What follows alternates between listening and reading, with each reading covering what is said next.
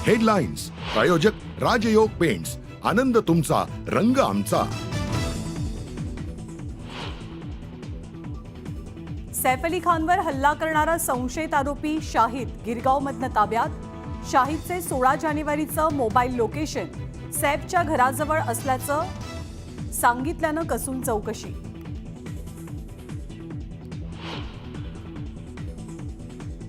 पोलिसांनी आरोपीच्या चेहऱ्याशी साधर्म्य असलेल्या एका व्यक्तीला घेतलं ताब्यात। गृहराज्यमंत्री योगेश कदम यांची माहिती।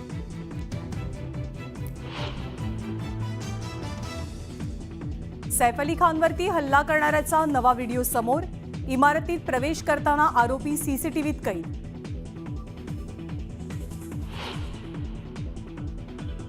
रक्तबंबाळ सैफला 10 मिनिटात पोहोचवलं लीलावतीत।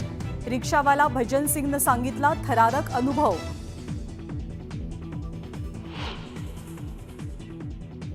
सैफच्या पाठीत अडकलेल्या चाकूच्या तुकड्याचा फोटो समोर। ऑपरेशन नंतर चाकूचा तुकडा बाहेर काढला। सुदैवानं वाचला सैफचा जीव।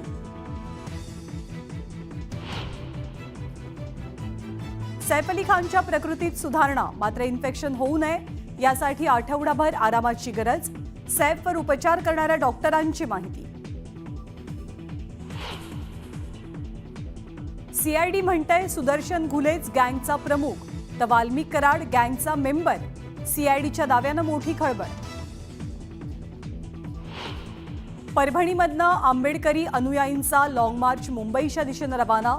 सोमनाथ सूर्यवंशीला न्याय द्या या मागणीसाठी आंदोलनकर्ते मुंबईच्या दिशेनं।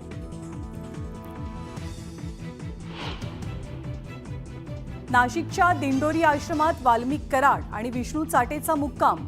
तृप्ती देसाईंचा दावा, तर आरोपी दत्त जयंतीच्या सप्ताहावेळी आल्याचं स्वामी समर्थ केंद्राचं स्पष्टीकरण। वाल्मिक कराडच्या समर्थनात लोक आक्रमक। केजमध्ये दिव्यांगांचं पाण्याच्या टाकीवर चढत आंदोलन, तर रस्त्यावरती टायर जाळत निषेध। पुणे नाशिक महामार्गावरती एसटी आणि टेम्पोची जोरदार धडक। भीषण अपघातात 9 जणांचा मृत्यू। मृतांच्या वारसांना 5 लाखांची सरकारी मदत जाहीर।